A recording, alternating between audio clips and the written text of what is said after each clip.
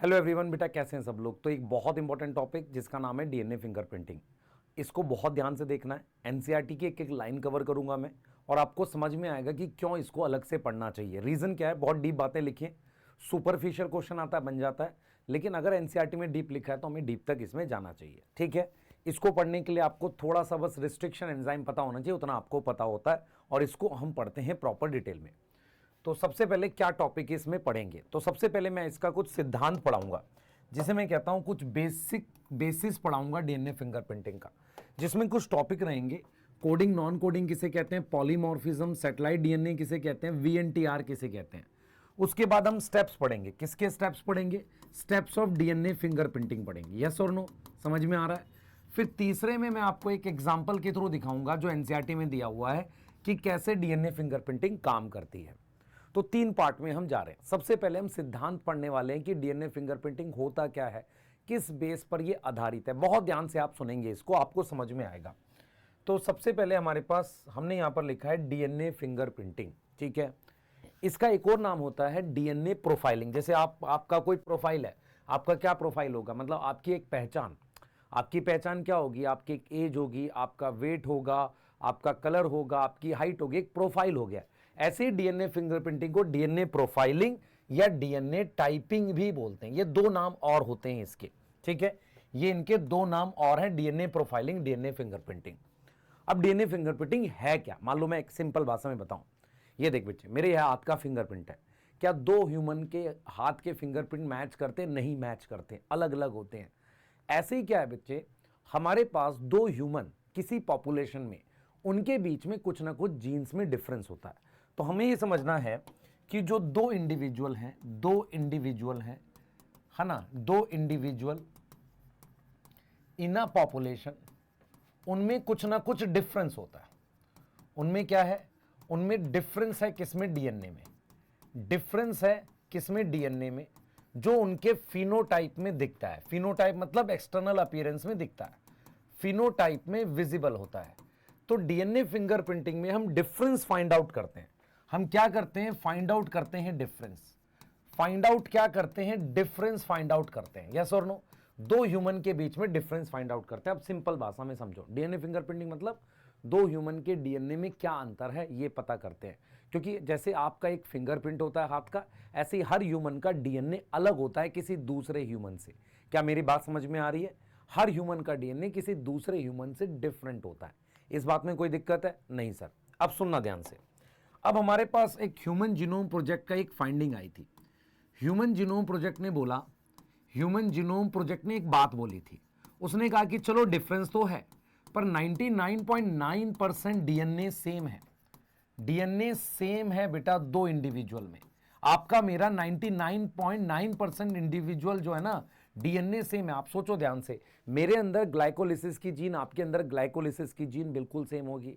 तो हम ये कह रहे हैं 99.9% डीएनए सेम है। हमें अंतर कितना है मैं बता देता हूं, ध्यान सुनेंगे। अंतर कितना है? अब कितना बच गया? 0.1%। किसका? ऑफ 3 इंटू 10 की पावर मान लो 9 बेस पर, या 3.3। अगर आप ये निकालोगे ना, अभी भी ये लगभग आ जाएगा 3 इंटू 10 की पावर 6 बेस पेयर। यहां मुझे डिफरेंस मिलता है दो इंडिविजुअल में। इसका मतलब ये हुआ कि मेरे पास ये दो इंडिविजुअल हैं। सही है सर, इनका टोटल डीएनए ये है, ये टोटल डीएनए है। अब इन दोनों इंडिविजुअल में डिप्लॉयड होगा तो 6.6 लिख लेंगे। इन दोनों इंडिविजुअल में कितना अंतर है बेटा? 3 इंटू 10 की पावर 6 बेस पेयर डिफरेंट है। ठीक है, मैं आपको ये कह रहा हूं कि ह्यूमन जीनोम प्रोजेक्ट ने क्या किया था? डीएनए को सीक्वेंस किया था। What is sequencing? ए के बाद टी आएगा, जी आएगा, ऐसा किया था एक ह्यूमन का। अब हम ये कह रहे हैं कि डीएनए फिंगरप्रिंटिंग में मुझे दो ह्यूमन के बीच में अंतर पहचानना है। अब मैं आपसे ये कह रहा हूं कि मान लो मेरे हाथ की ये दो फिंगर्स हैं। मैं कहता हूं कि मेरे ये हाथ का फिंगरप्रिंट इससे अलग है। ठीक है, मैंने कहा ये चार फिंगर जो हैं बिल्कुल मैच कर रही हैं, खाली अंगूठा अलग है। तो मुझे अगर इन दोनों हाथों में डिफरेंस पता करना है तो कहां पता करूंगा? जो सेम है या अलग है, अलग वाले में। ऐसे ही मैं आपको ये समझा रहा हूं कि डीएनए फिंगरप्रिंटिंग में हम क्या करते हैं बेटा, हम ये कह रहे हैं कि 99.9% डीएनए क्या है? सेम है। कितना अलग है दो ह्यूमन का? 0.1%। अब वो 0.1% कितना है? किसका है? 3.3 इंटू 10 की पावर 6 बेस पेयर का। अब वो अभी भी इतना बड़ा डीएनए है कि आप सीक्वेंसिंग से नहीं कर सकते। आप समझो ध्यान से, मैं ऐसा नहीं कर सकता कि दो ह्यूमन के बीच में अंतर निकालने के लिए मैं डीएनए सीक्वेंस करूं। तो हम क्या कर सकते हैं बेटा, not possible to find difference किसके बीच में, difference in DNA of two individual, दो इंडिविजुअल के बीच में आप डिफरेंस नहीं निकाल सकते बाई सीक्वेंसिंग से नहीं निकाल सकते, क्योंकि ये प्रोसेस एक तो डिफिकल्ट है, एनसीईआरटी लिखते हैं डॉन्टिंग है, डिफिकल्ट है और कॉस्टली है। यस, तो मुझे कोई और मेथड यूज करना पड़ेगा। मैं क्लियर बता रहा हूं बेटा, डीएनए सीक्वेंसिंग अलाउ नहीं होती, मतलब की नहीं जाती है। इसका मतलब सिंपल सा लॉजिक मैं आपको समझा रहा हूं कि मेरे पास मान लो दो ह्यूमन है, ये एक और ये दो, इन दोनों में कुछ ना कुछ अंतर है, 99.9% सेम है। मुझे डिफरेंस कहां पर है, मान लो इस 0.1% पे। ये 0.1% भी कितना है, 3 × 10⁶ बेस पेयर है। ये अभी भी इतना बड़ा है कि आप इसको सीक्वेंस नहीं कर सकते कि ए के बाद टी आएगा। तो किसी और तरीके से आप दोनों के डीएनए को कंपेयर करेंगे। इसका मतलब ये हुआ कि डीएनए सीक्वेंसिंग नहीं अलाउ होती। तो हम क्या करते हैं बेटा, हम क्या करते हैं, ध्यान से सुनेंगे, हम कंपेयर करते हैं डीएनए ऑफ टू इंडिविजुअल। और कहां पे कंपेयर करते हैं, जहां पर डिफरेंसेस प्रेजेंट है, जहां पर क्या प्रेजेंट है, at DNA where differences present है। डिफरेंसेस समझ में आता है, जहां पर उनमें अंतर प्रेजेंट है। तो यहां तक कोई डाउट है? डीएनए फिंगरप्रिंटिंग का मतलब क्या, हर ह्यूमन का अपना एक, जैसे हाथ का फिंगरप्रिंट होता है वैसे उसका डीएनए का सीक्वेंस होता है। दो ह्यूमन में बहुत सारी जीन मैच करती है, आपके अंदर ग्लाइकोलिसिस की, क्रैब साइकिल की बहुत सारी जीन मैच करती है और कुछ अंतर होता है। कितना सेम है, 99.9%। तो 0.1% अगर मैं निकालूंगा 3 × 10 की और 9 का, वो भी 3 × 10⁶ बेस पेयर आएगा। अब ये इतना लंबा डीएनए है कि मैं दो ह्यूमन का, इसका भी सीक्वेंस करूं, इसका भी सीक्वेंस करूं, अंतर तो मिल जाएगा पर इसमें बहुत टाइम और पैसा लग जाएगा। तो हमने क्या कि कोई और तरीका निकालते हैं जिससे हम दो ह्यूमन का डीएनए कंपेयर कर पाएंगे। नियम ये है कि मैं पूरा का पूरा या आप पूरे के पूरे एक जाइगोट की माइटोसिस से बने हैं। तो एक ह्यूमन के दो सेल जेनेटिकली सेम होंगे पर दो ह्यूमन में अंतर होगा। क्या यहां तक समझ में आ रही है? तो डीएनए फिंगरप्रिंटिंग में अंतर कहां फाइंड करते हैं, एट डीएनए डिफरेंसेस जो प्रेजेंट है वहां पर हम क्या करते हैं, दो इंडिविजुअल का कंपेयर करते हैं, पर वहां पर हम डीएनए सीक्वेंसिंग नहीं करते। क्या यहां तक समझ में आ रही है? क्या यहां तक समझ में आई? जल्दी बताओ, ये क्वेश्चन करते हैं।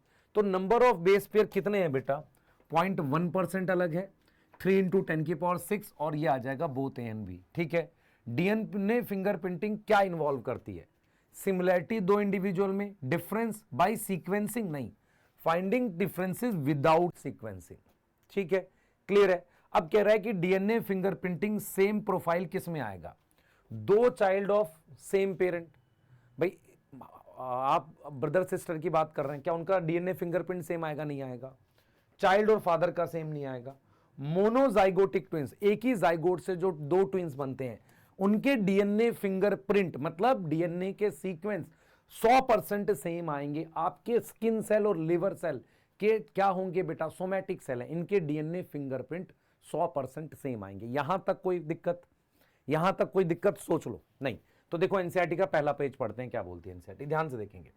एनसीईआरटी क्या कहती है बेटा, एनसीईआरटी कहती है कि हमने पूरा प्रीसीडिंग मतलब ह्यूमन जीनोम प्रोजेक्ट में क्या पढ़ा है, हमने ह्यूमन जीनोम प्रोजेक्ट में प्रीसीडिंग मतलब पहले सेक्शन में पढ़ा है, इतने % सीक्वेंस अमंग ह्यूमन सेम है।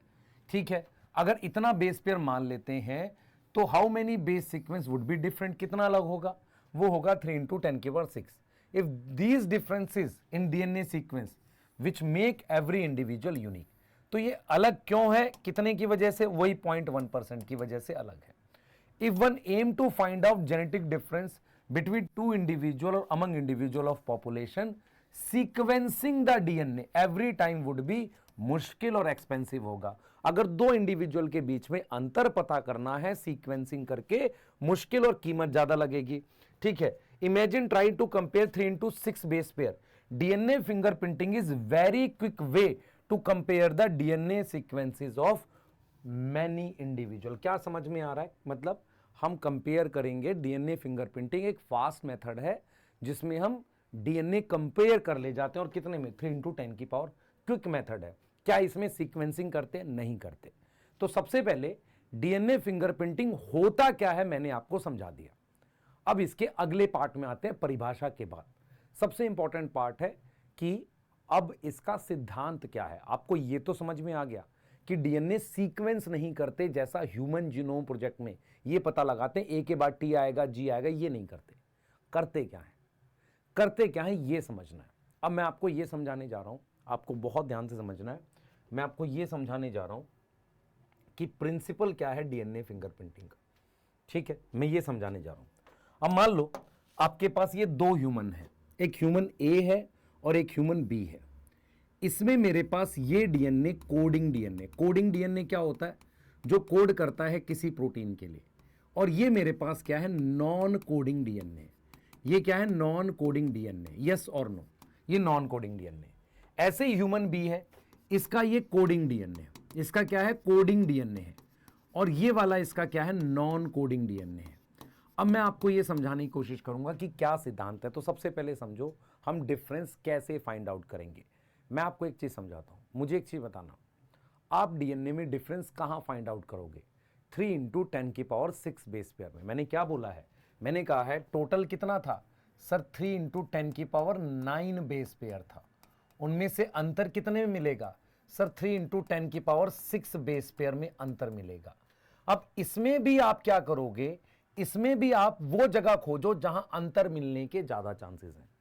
मेरी बात समझ में आ रही है मैं क्या बोल रहा हूं? मैं कह रहा हूं इसमें भी आप वो लोकेशन खोजो जहां डिफरेंसेस मिलने के चांसेस ज्यादा हैं।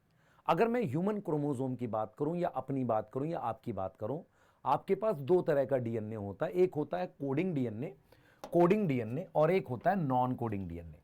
अब मैं आपको यह साबित करूंगा कि नॉन कोडिंग डीएनए में अंतर मिलने के चांसेस ज्यादा हैं। मैं बताता हूं कैसे, सुनना ध्यान से।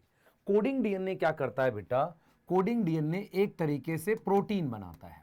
यस, प्रोटीन के लिए कोड करता है। Non coding DNA not code for any protein, not code for any protein. Yes और नो? इतनी बात समझ में आ रही है कि नहीं? पहले बताओ। अब आप देखो ध्यान से, मुझे बताना, आपको ये पता है म्यूटेशन? म्यूटेशन पता है कि नहीं पता है? जल्दी बताओ। म्यूटेशन पता है? हाँ सर। म्यूटेशन से क्या होता है? डीएनए चेंज हो जाता है। डीएनए क्या हो जाएगा सर? चेंज हो जाएगा। अब मैं आपसे कह रहा हूं बेटा डीएनए चेंज हो गया, अब मुझे बताओ क्या कोई इंपैक्ट पड़ेगा कोडिंग पर? कोडिंग डीएनए पर क्या होगा? यस, इंपैक्ट होगा। इंपैक्ट होगा म्यूटेशन का, हो सकता है प्रोटीन ना बने। Impact of mutation occur, yes और नो? इस वजह से हो सकता है वो ऑर्गेनिज्म मर जाए और म्यूटेशन रिजेक्ट हो जाए। क्या मेरी बात समझ में आ रही है? म्यूटेशन क्या हो सकती है? रिजेक्ट हो सकती है। अब जो नॉन कोडिंग है वो कोई प्रोटीन नहीं बनाता। नॉन कोडिंग डीएनए कोई प्रोटीन नहीं बनाता, नो प्रोटीन फॉर्म। तो उसमें क्या होगा? उसमें क्या होगा बेटा? उसमें क्या होगा? हमारे पास म्यूटेशन रिजेक्ट नहीं होगी। म्यूटेशन क्या होगी? रिजेक्ट नहीं होगी। तो मैं आपको यह समझाता हूं, जरा समझना। मान लो मैं कहता हूं ये कोडिंग रीजन है, यस और नो? ये नॉन कोडिंग है। मैं ये कह रहा हूं कि इसमें म्यूटेशन हुई, इसमें म्यूटेशन हुई। कोडिंग वाले की म्यूटेशन रिजेक्ट हो सकती है। क्यों हो सकता है? सेल मर जाए, हो सकता है कोई जरूरी प्रोटीन ना बने, सेल मर जाए। तो हम ये पढ़ रहे हैं बेटा कि हमें दो ह्यूमन के बीच में अंतर पता करना है। ये अंतर मुझे कहां मिलेगा? ये अंतर मिलेगा मुझे नॉन कोडिंग और कोडिंग डीएनए। जैसे अगर मैं आपसे कहूं आपकी मेरी हेक्सोकाइनेस की जीन सेम है, पर आपके आई का कलर ब्लैक है, मान लो मेरा ब्राउन है, तो कोडिंग में भी अंतर मिलता है। ऐसा नहीं कि कोडिंग में कोई अंतर ही नहीं मिलता। अब मैं कह रहा हूं कि म्यूटेशन होती है जिसकी वजह से वेरिएशन बनती है। अब हम ये कह रहे हैं कि म्यूटेशन किसमें ज्यादा होने के चांसेस हैं। अगर मैं लिखता हूं कि कोडिंग में म्यूटेशन ज्यादा क्यों नहीं हो सकती? जैसे ही म्यूटेशन होगी सेल मर जाएगा, सेल मर गया, वो ऑर्गेनिज्म मर गया, तो म्यूटेशन रिजेक्ट हो गई। नॉन कोडिंग में म्यूटेशन रिजेक्ट नहीं होती। इसका मतलब ये हुआ बेटा, इसका मतलब ये हुआ कि विद टाइम, ध्यान सुनेंगे बेटा, विद टाइम नॉन कोडिंग जो होगा उसमें non coding have more variation, more change in DNA. DNA में ज्यादा चेंज किसमें होगा? नॉन कोडिंग में। इतनी बात समझ में आ रही है? कंपेयर टू कोडिंग, क्या मेरी बात समझ में आ रही है कि नहीं आ रही बेटा? हम क्या करना चाह रहे हैं, हम ये कंपेयर करना चाह रहे हैं कि दो ह्यूमन के डीएनए में अंतर है कि नहीं है। हम कोई सीक्वेंसिंग नहीं कर रहे। हमने कहा एक काम करते हैं, अंतर पता करते हैं वहां पर जहां ज्यादा अंतर मिलने के चांसेस हैं। अब ज्यादा अंतर कहां मिलेगा, नॉन कोडिंग रीजन में। बताता हूं क्यों। क्योंकि नॉन कोडिंग रीजन, जैसे मान लो मेरे पूर्वज और आपके पूर्वज, हमारे अंदर मान लो हेक्सोकाइनेज की जीन है, तो चाहे कितने भी पूर्वज से आ रहे हो, एंसेस्टर्स और वो जीन सेम होगी। तो मेरा पॉइंट ये है कि नॉन कोडिंग में म्यूटेशन हो जाती है और अगली जनरेशन में जाती रहती है। यस, तो चांस ये है कि आपके और मेरे नॉन कोडिंग में डिफरेंस मिलने के चांसेस ज्यादा है। तो सबसे पहले मैंने क्या लिया, टोटल डीएनए लिया। मेरी तरफ देख, सबसे पहले मैंने क्या लिया, समझ ध्यान से। सबसे पहले मैंने लिया ये टोटल डीएनए। मैंने कहा 99.9% सेम है, इसको हटा देते हैं। ये कितना है, 0.1%। अब इसमें भी मैं कौन सा रीजन खोजूंगा, ऐसा रीजन जहां डिफरेंसेस मिलने के चांसेस ज्यादा हैं। ये कौन सा है, एक नॉन कोडिंग रीजन है। क्या है ये, नॉन कोडिंग रीजन है। यहां डिफरेंसेस ज्यादा मिलेंगे। क्यों, क्योंकि नॉन कोडिंग में होने वाली म्यूटेशन रिजेक्ट नहीं होती। अब कैसे रिजेक्ट नहीं होती उस पर बात कर लेते हैं। कैसे रिजेक्ट नहीं होती उस पर बात कर लेते हैं, समझो। तो हम ये कह रहे हैं बेटा, ध्यान सुनेंगे, ध्यान सुनेंगे। एक्चुअल में क्या होता है, म्यूटेशन अगर सोमैटिक सेल में होगी, चाहे कोडिंग में हो चाहे नॉन कोडिंग में, वो मर जाती है। डाई विद ऑर्गेनिज्म के साथ मर गई। यस, और अगर वो जर्म सेल में हुई और किस में हुई, नॉन कोडिंग में हुई, नॉन कोडिंग में होगी और रिजेक्ट नहीं होगी, क्योंकि वो नॉट रिजेक्टेड। अगर if not interfere with sexual reproduction, sexual reproduction से इंटरफेयर नहीं करेगी तो वो क्या नहीं होगी, रिजेक्ट नहीं होगी। तो हम यहां पर सिंपल भाषा में समझा रहे हैं आपको कि हमें डीएनए फिंगरप्रिंटिंग में अंतर पता करना है। ये अंतर कोडिंग और नॉन कोडिंग में मिलने के चांसेस ज्यादा हैं। ये वो डीएनए होता है जिसमें म्यूटेशन रिजेक्ट नहीं होती, पर अगर स्किन सेल में हुई तो मर जाएगी। होनी किसमें चाहिए, जर्म सेल में, तभी अगली पीढ़ी में जाएगी। तो मैंने अपने पूर्वज से कौन सी म्यूटेशन लाया, तुम कौन सी म्यूटेशन लाए, उन म्यूटेशन की वजह से डीएनए में बदलाव आ जाएगा। अब डीएनए कंपेयर करेंगे। तो हम ये कह रहे हैं बेटा कि अगर जर्म सेल के में जो म्यूटेशन है नॉन कोडिंग में है, वो रिजेक्ट नहीं होती, और अगर वो इंटरफेयर ना करे सेक्सुअल रिप्रोडक्शन एबिलिटी पर, तो ये क्या हो सकती है, can pass on to next generation. तो इस पूरी स्लाइड का समरी ये है कि कोडिंग और नॉन कोडिंग में से म्यूटेशन ज्यादा नॉन कोडिंग में होती है, इसलिए अंतर, और वो अगर अगली पीढ़ी में जाए तो दो ह्यूमन के नॉन कोडिंग में डिफरेंस मिलने के चांसेस ज्यादा हैं। इसका मतलब ये हो गया कि नॉन कोडिंग डीएनए वो होता है, नॉन कोडिंग डीएनए के पास ज्यादा चांस है म्यूटेशन के, मोर चांस ऑफ म्यूटेशन, और यही बेस बन सकता है, can be basis to compare, क्योंकि अगली पीढ़ी में गई होगी, compare DNA of two individual.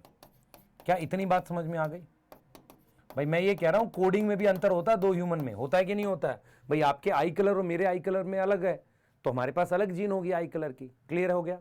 इस पूरी स्लाइड से आपको मेन बात समझ में आ गई क्या है? दो ह्यूमन है, उनके पास कोडिंग होगा, नॉन कोडिंग डीएनए होगा। हमने क्या कहा है, कोडिंग वाला प्रोटीन बनाता, नॉन कोडिंग वाला प्रोटीन नहीं बनाता।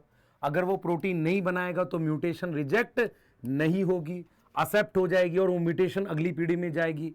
अगली पीढ़ी में कब जाएगी? जब वो जर्म सेल में हो, और वो जर्म सेल में अगली पीढ़ी में जाएगी। जाते जाते दो ह्यूमन के बीच में अंतर आ जाएगा नॉन कोडिंग रीजन में।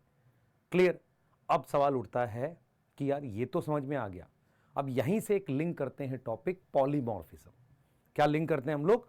पॉलीमॉर्फिज्म लिंक करते हैं। यस और नो? यहां से हम लिंक करते हैं पॉलीमॉर्फिज्म। ये बहुत इंपॉर्टेंट टॉपिक है, ठीक है? ये बहुत इंपॉर्टेंट टॉपिक है ना। व्हाट इज पॉलीमॉर्फिज्म, जरा समझने की कोशिश करना। अभी तक आपने सिर्फ क्या पढ़ा, मैं जो समराइज करूंगा मुझे बताना इतना याद हो गया कि नहीं। डीएनए फिंगरप्रिंटिंग का मतलब दो ह्यूमन का, जैसे हाथ का फिंगरप्रिंट होता है वैसे दो ह्यूमन के डीएनए अलग होते हैं, ठीक है? 99.9% सेम है, अंतर कितना है? 0.1%। 0.1% भी 3 × 10⁻⁶ बेस पेयर है। ये अभी बहुत बड़ा डीएनए सीक्वेंस करके डिफरेंस नहीं निकाल सकते, पैसा समय लगेगा, कोई और तरीका है। तो डिफरेंस ऐसी जगह पता करो जहां डिफरेंस मिलने के चांसेस ज्यादा है। ऐसा रीजन कौन सा है? नॉन कोडिंग, क्योंकि नॉन कोडिंग में म्यूटेशन आसानी से होती है। अब यहां पर एक टर्म आती है एनसीईआरटी में, पॉलीमॉर्फिज्म। पॉली मतलब बहुत सारा, मॉर्फिज्म मतलब स्ट्रक्चर। जरा समझना, पॉलीमॉर्फिज्म को हम क्या कहते हैं बेटा, ध्यान सुनेंगे। Polymorphism is genetic level variation. Genetic level variation, ध्यान से सुनना, what is genetic level variation. जैसे आपको ये डीएनए दिख रहा है, बताओ जरा, आपको ये डीएनए दिख रहा है? हां सर दिख रहा है। इस डीएनए और इस डीएनए में आपको क्या फर्क दिख रहा है? बिल्कुल सेम है। यहां अंतर आ गया, यहां टी कर दो और टी के सामने ए कर दो। यहां पर सिर्फ यहां पर अंतर आ गया कि नहीं आ गया, ये बताओ जल्दी से। अंतर आ गया नहीं आ गया? बिल्कुल आ गया। और ये क्यों आया? म्यूटेशन की वजह से। तो इस डीएनए में म्यूटेशन की वजह से डीएनए चेंज हो गया। तो ये जो चेंज हुआ है इसको पॉलीमॉर्फिज्म कहते हैं। सर ये म्यूटेशन ही तो है। मेरी बात सुन ध्यान से, फर्क है, ध्यान से सुन। तेरे घर में पिटाई हुई कटाक, और तू सीधा चला, तो जो सीधा चला वो इफेक्ट है, पिटाई हुई वो क्या है? वो प्रोसेस था। ऐसे ही म्यूटेशन प्रोसेस है, उसकी वजह से डीएनए बदल गया, वो चेंज है।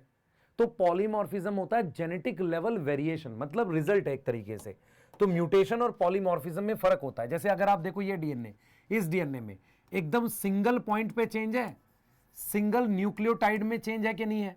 सिंगल न्यूक्लियोटाइड में चेंज है कि नहीं है? इसी को कहते हैं एसएनपीज, सिंगल न्यूक्लियोटाइड पॉलीमॉर्फिज्म। क्या बोलेंगे? Single nucleotide polymorphism.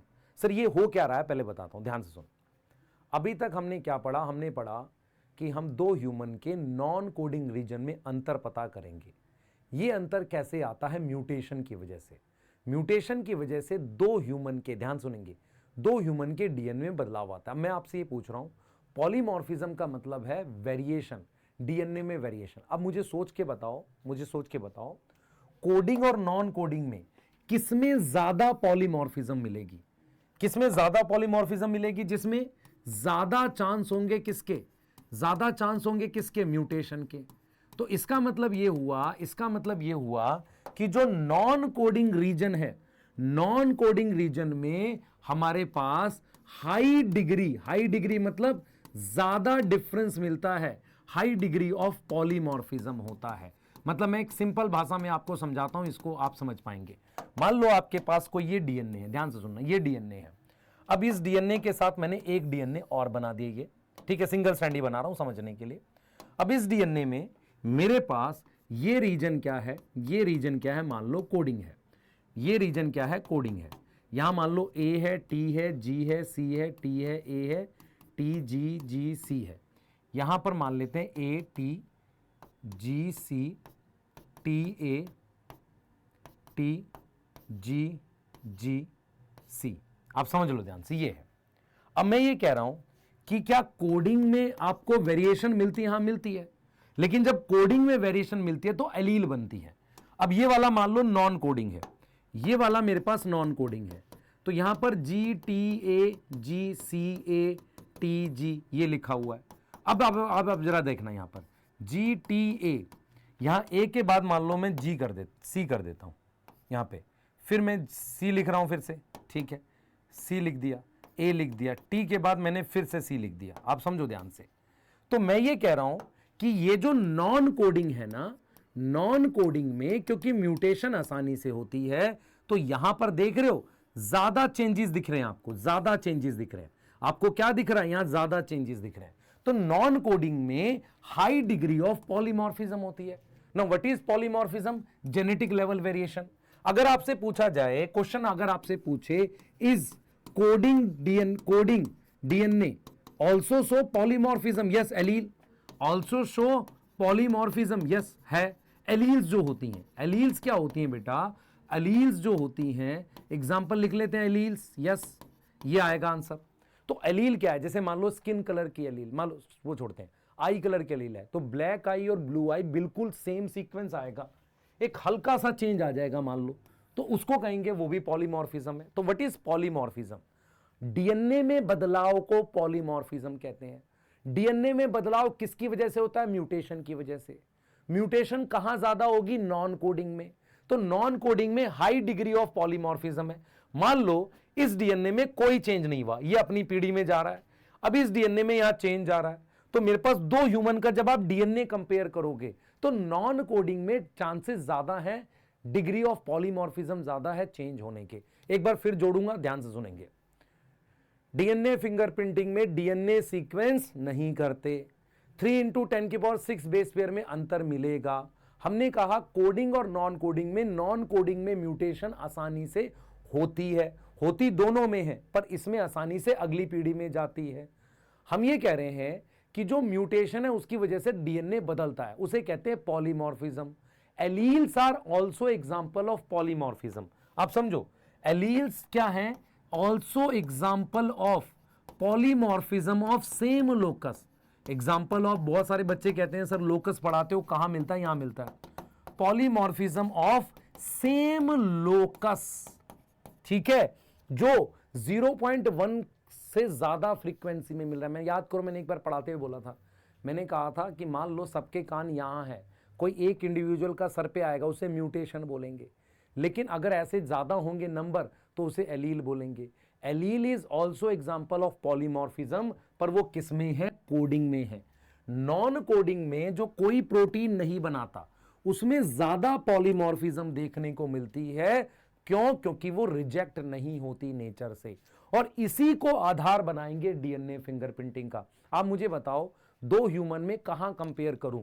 कोडिंग जहां कम डिग्री है पॉलीमॉर्फिज्म की, या नॉन कोडिंग जहां पर ज्यादा डिग्री है पॉलीमॉर्फिज्म की? तो सबसे पहले आपको यह समझ में आया कोडिंग और नॉन कोडिंग क्या होता है। कोडिंग कुछ प्रोटीन बनाता है, कोडिंग में क्या अंतर होता है? दो ह्यूमन में होता है थोड़ा सा, नॉन कोडिंग में ज्यादा अंतर मिलता है। तो डिफरेंसेस कहां पता करूंगा? नॉन कोडिंग में। नॉन कोडिंग डीएनए जो है वो क्या दिखाता है? High degree of polymorphism. वाह, what is polymorphism? Genetic level variation, मतलब डीएनए के लेवल पर एक अंतर होने को पॉलीमॉर्फिज्म कहते हैं। वो कोडिंग पर भी होता है, नॉन कोडिंग पर भी होता है। Alleles are example of polymorphism, मतलब पॉलीमॉर्फिज्म मतलब अंतर किस पे? कोडिंग पे। यस और नो? यहां तक जुड़ रहा है? कोई दिक्कत आ रही है? आप देखें, कुछ क्वेश्चन करते हैं, आ जाओ, कुछ क्वेश्चंस करते हैं। ये देखो, लिख लेंगे भाई स्लाइड को, आराम से लिखेंगे पूरा पूरा। अब आ जाओ, more chance of finding difference कहां मिलेगा? Coding non coding? Sir non coding में। More chance of mutation to pass on next generation, coding में जर्म सेल में, non coding somatic, non coding germ cell में। नॉन कोडिंग डीएनए पे और germ cell से तभी अगली पीढ़ी में जाएगा। DNA polymorphism is genetic level variation occur due to mutation, yes, ठीक, मोर और high degree in non coding.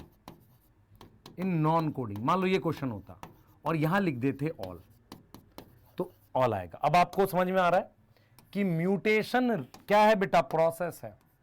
Mutation क्या है? प्रोसेस है, यस। और पॉलीमॉर्फिज्म क्या है? रिजल्ट है। और पॉलीमॉर्फिज्म कोडिंग और नॉन कोडिंग दोनों में होता है। इसका मतलब नई एलील भी किससे बनती है? म्यूटेशन से ही बनती है। क्लियर है कि नहीं? यहां तक कोई दिक्कत? यहां तक कोई दिक्कत? अब आओ जरा ध्यान से, अब यहां पे बात करते हैं बेटा। एज पॉलीमॉर्फिज्म, ध्यान सुनेंगे, as polymorphism in DNA sequence is basis of genetic mapping as well as DNA fingerprinting. मतलब पॉलीमॉर्फिज्म मतलब दो डीएनए के बीच में जो अंतर है उसको आधार बना के डीएनए फिंगरप्रिंटिंग कर सकते हैं। इट इज अंडरस्टैंड पॉलीमॉर्फिज्म का मतलब समझते हैं क्या होता है। इन सिंपल टर्म, पॉलीमॉर्फिज्म क्या है? It is variation at genetic level arise due to mutation. Mutation की वजह से जेनेटिक लेवल पर जो वेरिएशन आई है उसको हमने पॉलीमॉर्फिज्म बोला है।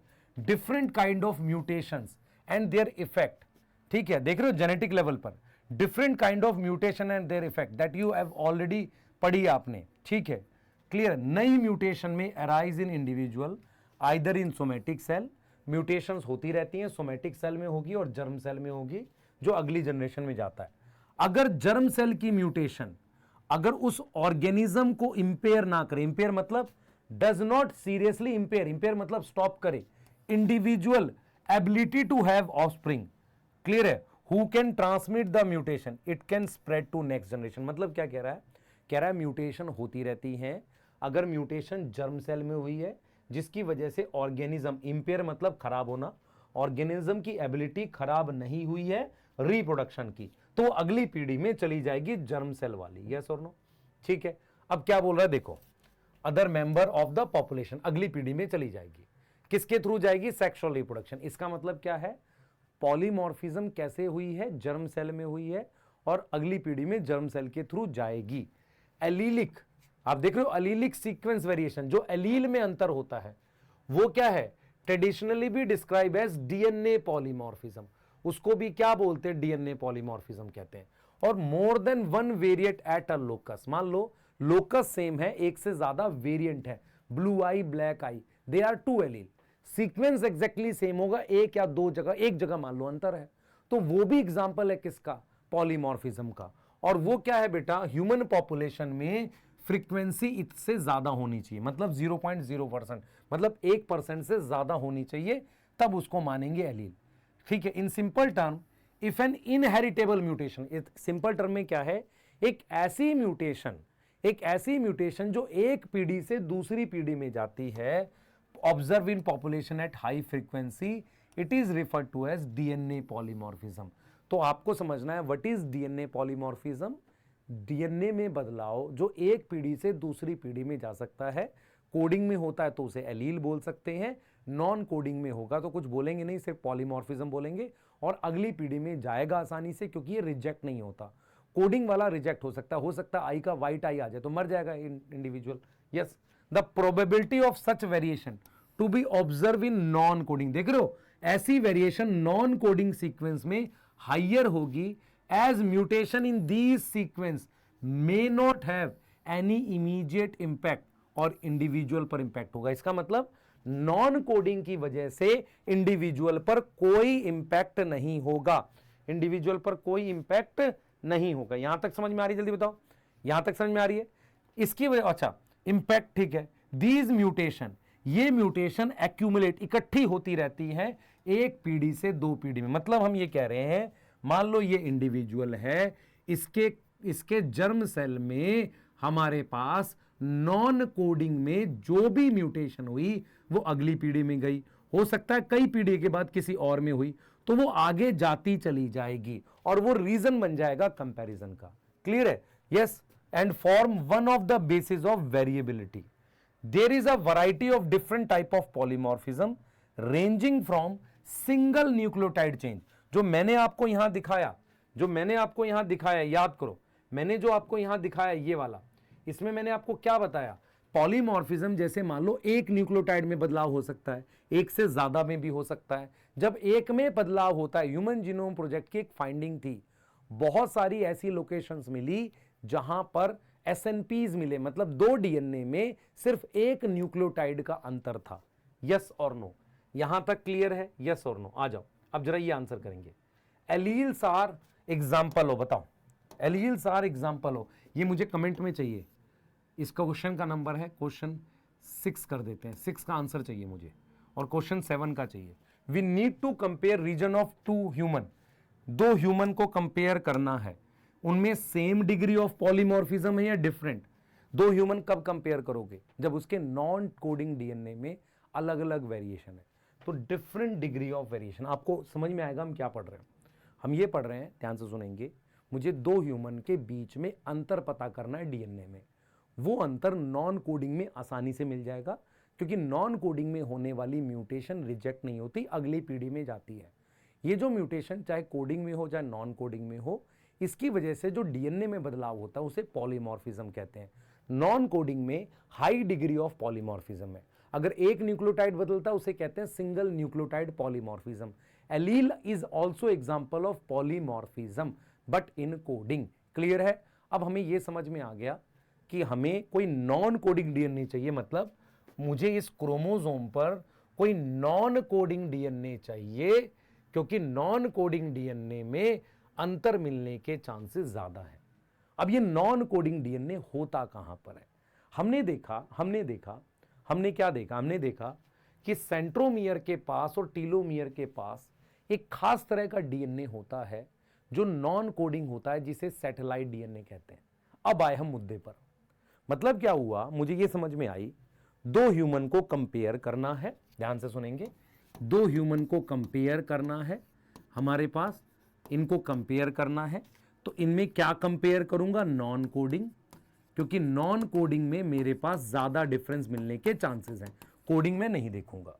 नॉन कोडिंग में भी मेरे पास एक खास तरह का डीएनए होता है जिसे आप सैटेलाइट डीएनए कहते हो।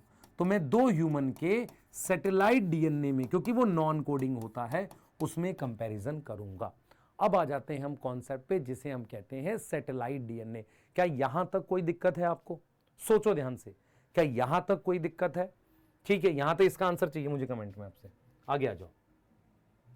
इसका मतलब ये हो गया, हमने ये पढ़ा है कि नॉन कोडिंग डीएनए जो होता है वो high degree of polymorphism show करता है। ठीक है, कोई दिक्कत नहीं है। और उसमें खास तरह का डीएनए मिलता है जिसको हम कहते हैं रेपिटेटिव डीएनए। ध्यान से सुनेंगे, जिसको हम क्या बोलते हैं, रेपिटेटिव डीएनए। रेपिटेटिव डीएनए क्या होता है, इट इज नॉन कोडिंग। एक तो ये नॉन कोडिंग होता है, यस और नो, ठीक है। दूसरा ये पार्ट होता है किसका, पार्ट ऑफ सैटेलाइट डीएनए। और तीसरी बात जो आपको बहुत ध्यान से रखनी है, सैटेलाइट डीएनए का पार्ट होता है, तीसरी बात आपको ध्यान रखनी है कि इसमें कोई सीक्वेंस, जैसे मान लो GAATA, कोई सीक्वेंस बार बार रिपीट होता है। आप देख रहे हो GAATA, ये सीक्वेंस बार बार रिपीट हो रहा है, GAATA। आप देखो ये डीएनए, ध्यान सुनेंगे, यहां से लेकर यहां तक, इस डीएनए को हम कहते हैं रेपिटेटिव डीएनए। रेपिटेटिव डीएनए किसका पार्ट है, सैटेलाइट डीएनए का, और ये नॉन कोडिंग होता है। इसमें इसे कहते हैं repeat. Now what is repetitive DNA? Repetitive DNA क्या होता है, एक उसमें कुछ चीजें बार बार रिपीट होती हैं, तो इट इज नॉन कोडिंग होता है, पार्ट ऑफ सैटेलाइट डीएनए है। सम सीक्वेंस इसमें रिपीट होता है मैनी टाइम। क्या होता है, रिपीट होता है, क्या कई बार रिपीट होता है, इसलिए इसको क्या बोलते हैं, रेपिटेटिव डीएनए बोलते हैं। क्या बोलते हैं इसको, रेपिटेटिव डीएनए बोलते हैं। क्या मेरी बात समझ में आ रही है कि नहीं, सोचो। इसको हम बोलते हैं रेपिटेटिव डीएनए। इसमें कोई पर्टिकुलर पार्ट, जैसे ये सीक्वेंस है, ये रिपीट हो रहा है, 1 2 3 बार आया, तो इसको कहते हैं रिपीट। और इस पूरे डीएनए को यहां से लेकर यहां तक कहते हैं रेपिटेटिव डीएनए। तो आपने क्या सीखा, आपने सीखा कि मेरे पास कोई इंडिविजुअल है, यस और नो, उस इंडिविजुअल में मेरे पास क्रोमोसोम है, यस और नो। उस क्रोमोसोम पर एक खास तरह का डीएनए होता है जिसको हम कहते हैं सैटेलाइट डीएनए। क्या होता है, सैटेलाइट डीएनए। सैटेलाइट डीएनए में हमारे पास प्रेजेंट होता है रेपिटेटिव डीएनए। क्या है उसका फीचर, क्या है, सैटेलाइट डीएनए में क्या होता है, खास तरह का डीएनए होता है जिसको कहते हैं रेपिटेटिव डीएनए। रेपिटेटिव डीएनए में रिपीट्स प्रेजेंट होते हैं। क्या प्रेजेंट होते हैं, रिपीट्स प्रेजेंट होते हैं। इसका मतलब मैं क्या करूंगा, मैं दो ह्यूमन के सैटेलाइट डीएनए को कंपेयर करूंगा, बिकॉज सैटेलाइट डीएनए जो है वो नॉन कोडिंग है। अब मैं आपको यहां पर क्लियर कर देता हूं, सारा नॉन कोडिंग सैटेलाइट नहीं होता। तो इसका मतलब क्रोमोसोम पे मेरे पास, ध्यान सुनेंगे, क्रोमोसोम पे मेरे पास दो तरह का डीएनए है, एक मेरे पास कोडिंग है और एक मेरे पास नॉन कोडिंग है। अब नॉन कोडिंग में मेरे पास एक खास तरह का डीएनए है, सैटेलाइट। अब सैटेलाइट जो होता है, सैटेलाइट डीएनए कैसा होता है, उसी को रेपिटेटिव डीएनए कहते हैं, क्योंकि उसमें कुछ पर्टिकुलर रिपीट बार बार आ रहे होते हैं। इतनी बात समझ में आ रही है? इसका मतलब मैं दो इंडिविजुअल में कंपेयर करूंगा, ध्यान से सुनेंगे, इन टू इंडिविजुअल जो मुझे डिफरेंस मिलेगा, डिफरेंस मुझे कहां मिलेगा, difference in dash for DNA fingerprinting. DNA fingerprinting के लिए मुझे जो डिफरेंस निकालना है वो कहां निकालना है, एक कोडिंग में, दूसरा नॉन कोडिंग टोटल ऑल, या तीसरा नॉन कोडिंग में भी मेनली सैटेलाइट डीएनए में।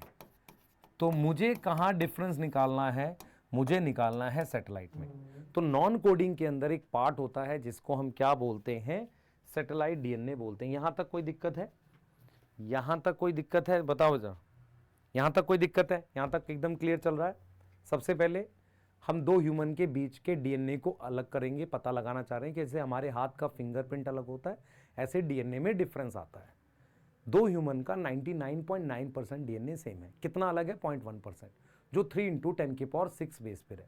अभी भी वो बहुत बड़ा है, आप सीक्वेंस नहीं कर सकते। तो उतने बड़े डीएनए में आप एक स्पेशल जगह खोजो जो नॉन कोडिंग है। नॉन कोडिंग में भी आपने एक रीजन लिया जिसे आप सैटेलाइट डीएनए कह रहे हो। क्रोमोसोम पर मेरे पास सैटेलाइट डीएनए प्रेजेंट होते हैं, टीलोमियर के पास या सेंट्रोमियर के आसपास। वहां पर आपको डिफरेंस मिलने के चांसेस ज्यादा है। वहां पर एक खास तरह का डीएनए मिलता है जिसको आप रेपिटेटिव डीएनए कहते हो। तो इसका मतलब satellite DNA is a special type of DNA जिसमें कुछ पर्टिकुलर चीजें रिपीट होती हैं। अब हम ये देखेंगे कि सैटेलाइट डीएनए भी दो प्रकार का है, ध्यान सुनेंगे। अच्छा, नॉर्मली क्या होता है, आप क्या कर सकते हो, व्हाट इज सैटेलाइट डीएनए, ध्यान से सुनेंगे। व्हाट इज सैटेलाइट डीएनए जो आपको समझ में आना चाहिए। पहला, एक तो ये नॉन कोडिंग होता है, यस। दूसरा, इसमें रेपिटेटिव डीएनए प्रेजेंट होते हैं। क्या होते हैं? रेपिटेटिव डीएनए प्रेजेंट होता है, ठीक है। इसमें क्या प्रेजेंट होता है? Repetitive DNA. तीसरा, इसमें हाई डिग्री ऑफ पॉलीमॉर्फिज्म है। इसका मतलब इसमें क्या होगा, आपको अंतर मिलने के चांसेस ज्यादा हैं। चौथा क्या है बेटा, इसको हम सेपरेट भी कर सकते हैं, ऐसा नहीं अलग नहीं कर सकते। मान लो आपने किसी क्रोमोसोम का डीएनए ले लिया, आप चाह रहे हो कि उसमें से सैटेलाइट अलग करना, तो सेपरेट कर सकते हैं from bulk genomic DNA. Bulk genomic DNA, bulk genomic DNA मतलब मेन डीएनए से, कोडिंग वाले से, बाई सेंट्रीफ्यूगेशन। कौन से वाला? सीजियम क्लोराइड डेंसिटी सेंट्रीफ्यूगेशन, जो मेसलसन स्टाल ने यूज किया था। इन्होंने बोला कि जब आप क्या करोगे, सैटेलाइट डीएनए की डेंसिटी थोड़ी मान लो फर्क होती है, तो आप क्या करोगे, आपको ऐसा दिखेगा कि ये मेरे पास क्या आ गए, सैटेलाइट डीएनए आ गए, और मेरे पास ये आ गया जीनोमिक डीएनए। मतलब मैं यहां पर लिख रहा हूं अमाउंट, तो जीनोमिक डीएनए ज्यादा आएगा, वो ज्यादा होता भी है, और ये मेरे पास क्या है, ये मेरे पास सैटेलाइट डीएनए है। तो इस ग्राफ में वो एक अलग पीक बनाएगा, अलग हो जाएगा। टेस्ट ट्यूब में कैसे दिखेगा आपको, ये मान लो नीचे जीनोमिक डीएनए है तो यहां पर ये सैटेलाइट डीएनए है, इस तरीके से दिखेगा। क्योंकि आपको अंतर किस में पता करना, सैटेलाइट डीएनए में, तो अलग भी होना चाहिए। तो सिंपल भाषा में सैटेलाइट डीएनए एक नॉन कोडिंग डीएनए है, उसके अंदर बच्चे रेपिटेटिव डीएनए होता है, मतलब वो रिपीट होता रहता है, हाई डिग्री ऑफ पॉलीमॉर्फिज्म दिखाता है, और उसको मैं मेन डीएनए से अलग कर सकता हूं, नॉर्मल डीएनए से अलग कर सकता हूं। कैसे? सीजियम क्लोराइड डेंसिटी सेंट्रीफ्यूगेशन से।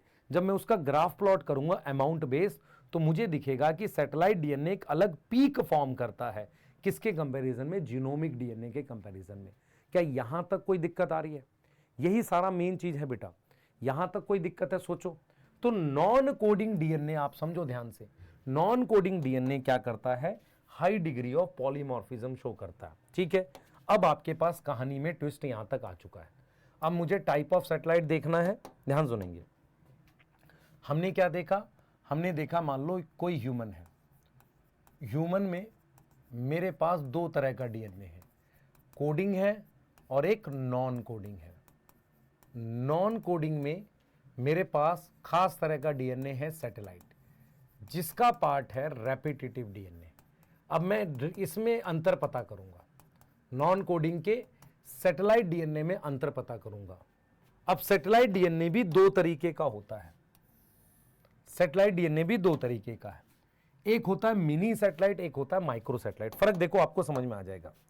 जैसे मान लो मैं भी एक ही स्ट्रैंड बना रहा हूं, एक ये डीएनए है और एक ये डीएनए है।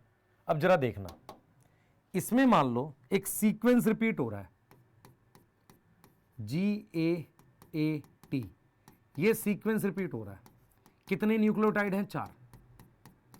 कितने न्यूक्लियोटाइड हैं? 4, ठीक है। अब ये जो है बेटा, इस माइक्रो सैटेलाइट में क्या होता है, ये जो रिपीट का साइज है, ये क्या है, रिपीट का जो साइज है वो लगभग 2 से 9 या 10 न्यूक्लियोटाइड के आसपास का होता है, ज्यादा बड़े रिपीट नहीं होते। समझो, ये जो रिपीट है इनके साइज छोटे होते हैं, इसको कहते हैं माइक्रो सैटेलाइट, इसको यूज नहीं करते। क्लियर? अब मेरी बात सुनना ध्यान से, आपको एक वर्ड देना है टेंडम। टेंडम का मतलब क्या होता है, जैसे मान लो आप मोटरसाइकिल पे बैठे हो, आपके पीछे एक और आदमी बैठा हो उसके पीछे, तो लाइन से लगी हुई चीज को कहते हैं टेंडम। तो इनको हम क्या नाम देते हैं, माइक्रो सैटेलाइट को नाम देते हैं एसटीआर। एसटीआर की फुल फॉर्म है शॉर्ट टेंडम रिपीट। क्या नाम दिया, शॉर्ट टेंडम रिपीट नाम देते हैं। और इसमें नॉर्मली ये एटी रिच होता है। क्या होता है, एटी रिच होता है, इसमें एटी ज्यादा होता है जीसी के कंपैरिजन में। मिनी सैटेलाइट क्या होता है, मान लो मैंने यहां से लिखा GATCCGCA,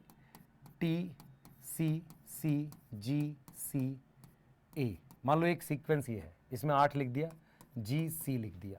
अब ये वाला जो सीक्वेंस है GATCCGCACC, अब देखो ये लगभग 10 न्यूक्लियोटाइड से 50 न्यूक्लियोटाइड का सीक्वेंस होता है। तो ये जो रिपीट है इसका साइज ज्यादा होता है, इस रिपीट का क्या है, साइज ज्यादा होता है। क्या ज्यादा होता है, साइज ज्यादा होता है। कितना होगा, जैसे ये 4 का रिपीट है, 4 वाला बार बार आ रहा है, यहां पर रिपीट 10 से 50 न्यूक्लियोटाइड का होता है एक रिपीट। किसकी बात कर रहे हैं, एक रिपीट इतना बड़ा होता है। आप रिपीट समझ पा रहे हो, इस पूरे सीक्वेंस को एक रिपीट कह रहे हैं। और ये नॉर्मली क्या होता है बच्चे, जीसी रिच होता है। क्या होता है, जीसी रिच होता है। एनसीईआरटी ने देखो क्या बोला है, एनसीईआरटी ने बोला है कि हमारे पास एक होता है सैटेलाइट डीएनए, सैटेलाइट डीएनए जिसको हम सेपरेट करते हैं, किससे, separate from bulk genomic DNA, bulk genomic DNA, DNA by caesium chloride density centrifugation. इससे हम क्या करते हैं, इसको अलग कर लेते हैं। यस, फिर उसने बोला है कि मतलब क्या होगा कि मान लो टेस्ट ट्यूब में ये नीचे आ गया जीनोमिक डीएनए, बाकी का सारा डीएनए नीचे आ गया और सैटेलाइट डीएनए अलग आ जाता है, अलग बैंड बना लेता है। सैटेलाइट डीएनए क्या करता है, अलग बैंड बना लेता है। ठीक है, उसमें मिनी नीचे आता है, माइक्रो ऊपर आता है, जीसी रिच की वजह से डेंसिटी ज्यादा है। अब एनसीईआरटी कहती है कि सैटेलाइट डीएनए की जो टाइप होती है, टाइप होती है किस बेस पर होती है, on the basis of, type होती है on the basis of size of repeat. Size देख रहे हो, बड़ा रिपीट या छोटा repeat, size of repeat, number of repeat, और जीसी या एटी रिच, जीसी और एटी रिच। तो दो तरह की सैटेलाइट बनाता है, एक बताता है मिनी सैटेलाइट, इसको यूज करते हैं किसमें, इसको यूज करते हैं किसमें, डीएनए फिंगरप्रिंटिंग में। डीएनए फिंगरप्रिंटिंग में ये वाला सैटेलाइट डीएनए यूज करते हैं, यस और नो।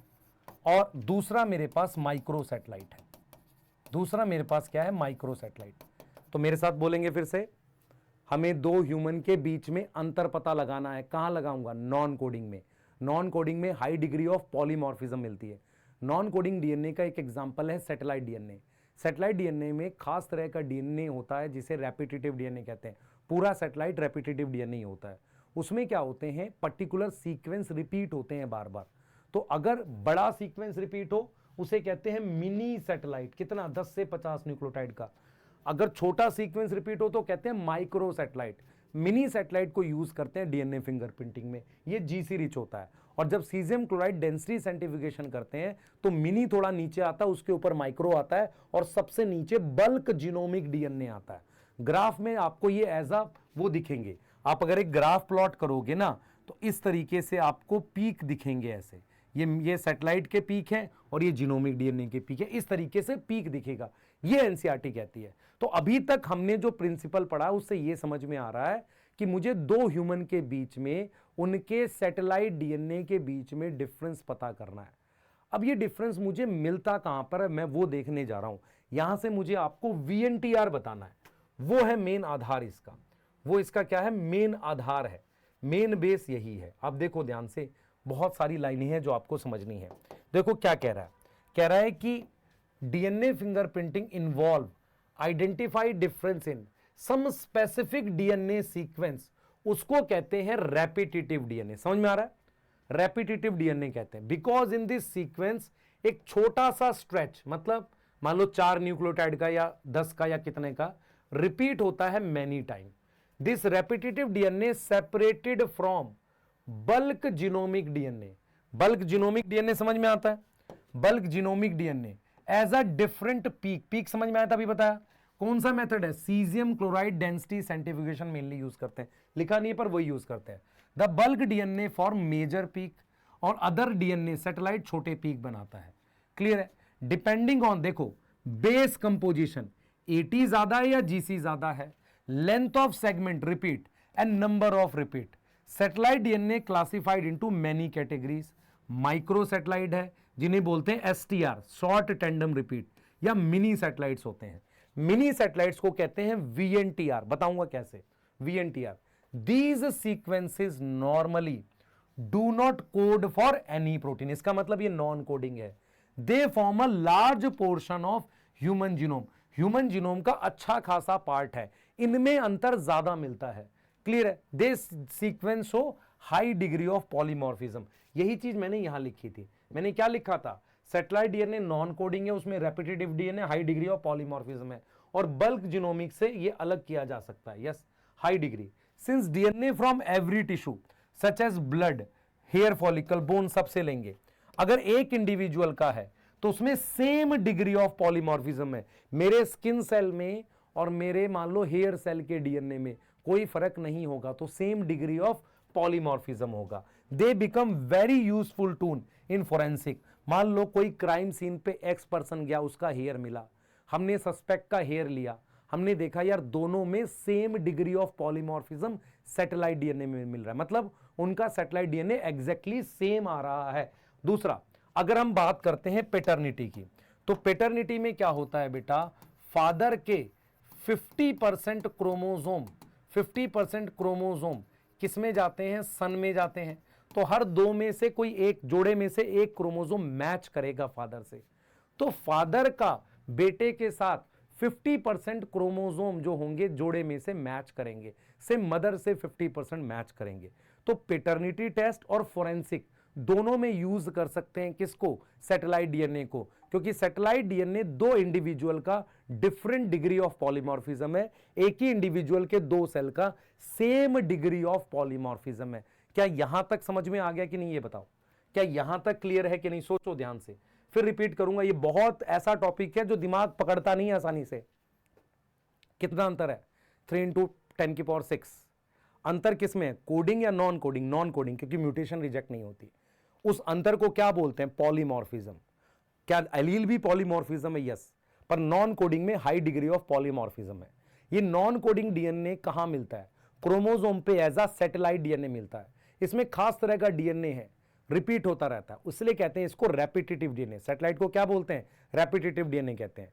सैटेलाइट डीएनए दो तरीके का है, सुनो ध्यान से। सैटेलाइट डीएनए दो तरीके का है। तो इसका मतलब मेरे पास क्या आ गया? मेरे पास आ गया सबसे पहले, मेरे पास मान लो कोई ह्यूमन है, तो ह्यूमन का मेरे पास टोटल डीएनए है।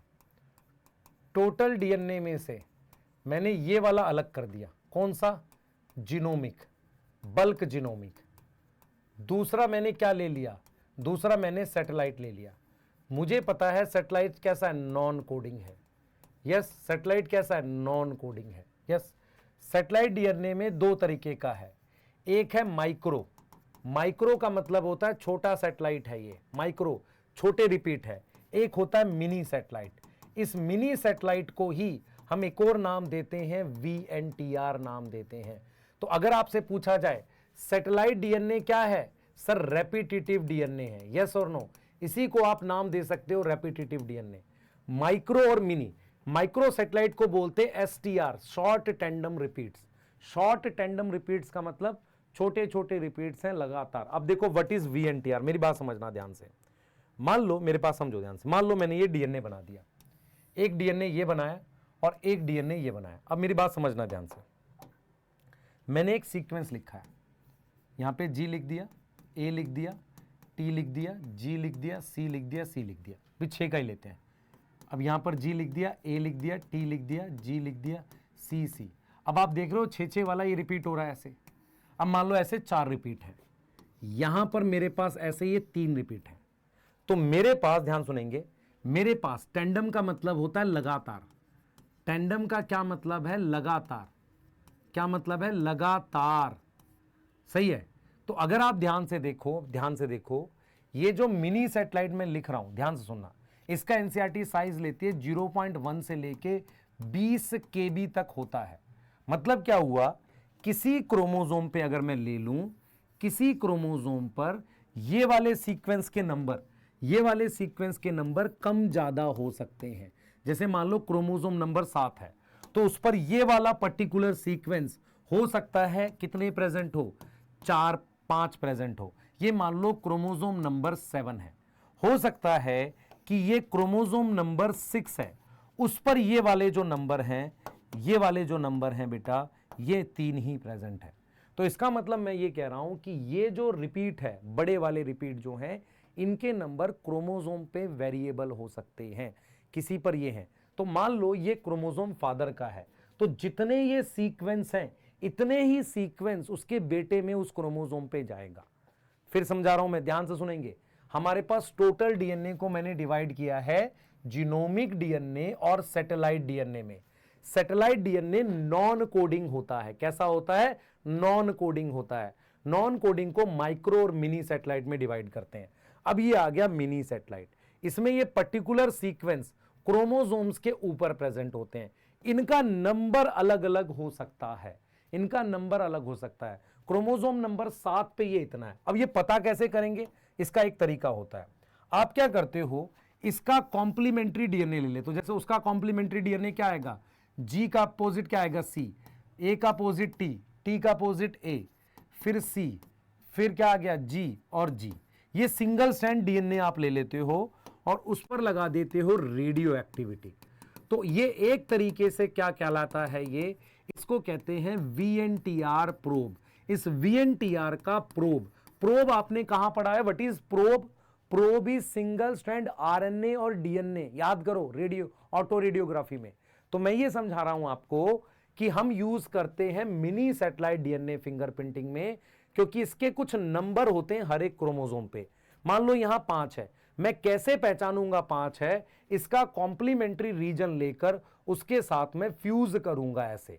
अगर ये फ्यूज कर गया तो काउंट हो जाएगा 5 है, 3 पे फ्यूज किया तो 3 है। इसको कहते हैं वीएनटीआर प्रोब, और इस पर क्या लगी रहती है? Radio activity. तो इसका मतलब ये हुआ बेटा, इसका मतलब ये हुआ कि मेरे पास जो सैटेलाइट डीएनए है किस पर? On chromosome. उसको किसकी मदद से पता करते हैं? उसको आइडेंटिफाई करते हैं किसकी मदद से? आइडेंटिफाई करते हैं वीएनटीआर प्रोब की मदद से। किसकी मदद से? वीएनटीआर प्रोब की मदद से। What is probe? Single strand RNA और सिंगल स्ट्रैंड डीएनए जिसके पास रेडियो एक्टिविटी है, क्योंकि आप रेडियो एक्टिविटी ही डिटेक्ट कर पाओगे। ये बोलेगा थोड़ी अपने मुंह से, रेडियो एक्टिविटी डिटेक्ट कर पाओगे। Now what is VNTR? VNTR मतलब ये जो रिपीट है इसका नंबर वेरिएबल है। वीएनटीआर का क्या मतलब हुआ? Variable number of tandem repeat, VNTR. तो वीएनटीआर इज रियल में बेसिस है डीएनए फिंगरप्रिंटिंग का। जो मेन मेथड है आप यही यूज करते हो। वीएनटीआर बहुत एक्यूरेट होता है, लेकिन कभी अगर सैंपल बहुत कम मिलता है क्राइम सीन से तो पीसीआर यूज कर सकते हैं, तो नहीं किया जाता। पीसीआर क्या करता है? डीएनए को एम्पलीफाई करते हैं। डीएनए फिंगरप्रिंटिंग में नॉर्मली पीसीआर यूज नहीं किया जाता। यूज कब करते हैं? जब सैंपल बहुत कम हो। तो मैं फिर रिपीट करूंगा, ध्यान से सुनेंगे। मेरे पास क्रोमोसोम पर एक नॉन कोडिंग डीएनए होता है जिसको सैटेलाइट डीएनए कहते हैं। सैटेलाइट दो तरह का है, मिनी और माइक्रो। मिनी सैटेलाइट में 10 न्यूक्लियोटाइड से लेके 50 न्यूक्लियोटाइड के रिपीट होते हैं बार बार। अब वो रिपीट की संख्या क्रोमोसोम वाइज वेरी करती है। किसी क्रोमोसोम में 10 है, किसी क्रोमोसोम में 5 है। मान लो मेरे 5वें क्रोमोसोम पे 10 है, तो मेरे फादर पे एक कोई क्रोमोसोम रहा होगा 5वां, दोनों में से उनमें किसी एक में वो संख्या होगी। मेरे सन में जाएगा तो क्या होता है बेटा? जोड़े में से कोई एक क्रोमोसोम जाता ही है, तो उसमें भी जाएगा। तो फादर और सन में क्रोमोसोम नंबर जब कंपेयर करोगे तो सेम डिग्री ऑफ पॉलीमॉर्फिज्म आ जाएगी। दूसरा, मैं क्राइम सीन पे मान लो कहता हूं कोई पर्सन था, उसका हेयर छूट गया, उससे मैंने डीएनए निकाला और मैंने क्या किया, एक पूरा प्रॉपर मैंने एक बैंड बना। मैं आपको दिखाऊंगा एक पूरा टेक्निक कैसे करते हैं। मैं आपको ये समझा रहा हूं, ये पूरी टेक्निक ऐसे ही करते हैं कि एक पैटर्न बनाते हैं। पैटर्न ऐसे बनाते हैं जैसे मान लो इस क्रोमोसोम पे कितने हैं, 1 2 3 4 5 हैं, क्या 5 क्या है, 5 ये मिनी सैटेलाइट के क्या है, ये रिपीट है।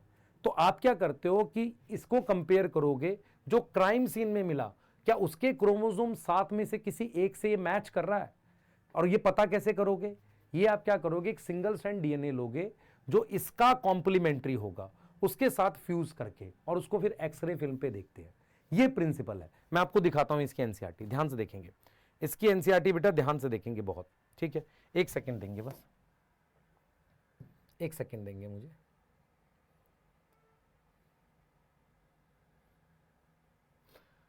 इसकी एनसीईआरटी देख रहे हैं हम लोग।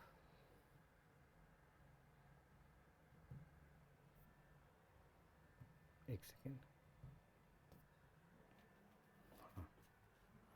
ये रही।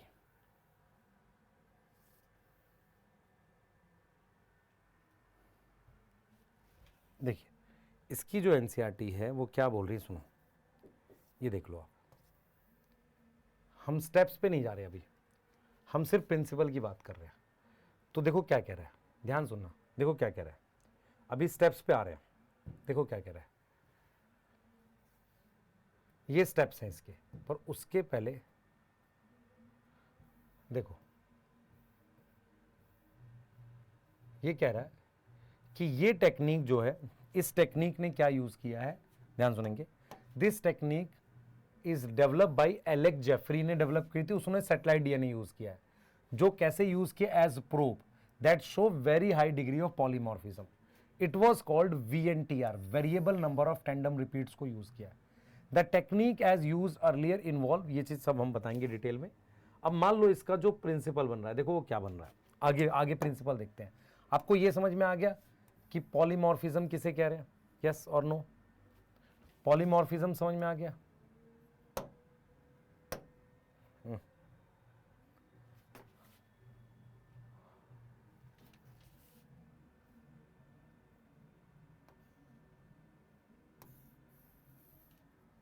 आ जाओ, ये देखो, क्योंकि क्या है बेटा, एक एक लाइन समझ में आनी चाहिए इस टॉपिक में। देखो क्या कह रहा है, VNTR belong to class of satellite DNA refer to as mini satellite. ये लिखा है mini satellite, a small DNA sequence arrange tandemly in many copy numbers. मतलब हमने जो ये लिखा है ना, देखो ये देखो, मैं आपको डायग्राम से भी दिखाता हूं। ये देखो, जैसे यहां पर आप देख रहे हो एक पर्टिकुलर सीक्वेंस, ये देख रहे हो, ये पर्टिकुलर सीक्वेंस कई कॉपी नंबर में लगा हुआ है, यस कई कॉपी नंबर में लगा हुआ है।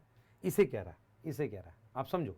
तो हमारे पास क्या बोल रहा है, कह रहा है अ स्मॉल, ध्यान सुने, कह रहा है कि अ स्मॉल, देखो क्या लिख रहा है, कॉपी नंबर, क्या लिख रहा है, DNA sequence arrange in tandemly, लगातार, इन क्या, many copy number, varies from chromosome to chromosome. तो ये यही कह रहा है कि जैसे मान लो ये क्रोमोसोम है, तो इस क्रोमोसोम पर ये जो नंबर है इसका, उस रिपीट का कम ज्यादा है, ये मान लो क्रोमोसोम नंबर 7 है, तो कह रहा है क्रोमोसोम टू क्रोमोसोम वेरी करता है इंडिविजुअल में। The number of repeat show very high degree of polymorphism. मतलब क्या हुआ, जो रिपीट के नंबर हैं उनमें बहुत हाई डिग्री, मतलब वो नंबर काफी वेरी करते हैं, किसी क्रोमोसोम पे 7 है, किसी पे 10 है।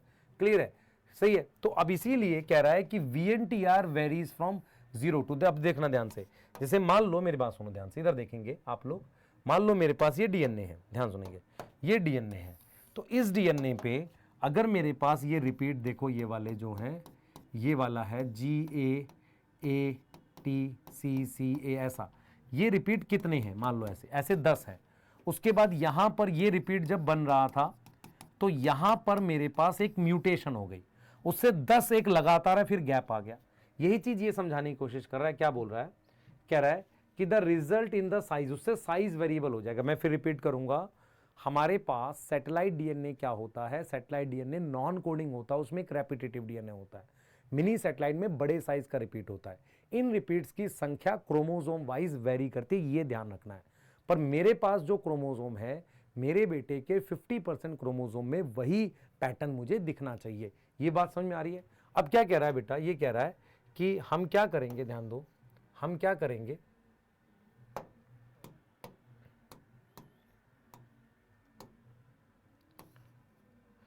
ये देखो क्या कह रहा है आगे, ये कह रहा है द VNTR इतना consequently after the hybridization with VNTR probe auto radiography हम करेंगे, वो मैं आपको बता रहा हूं।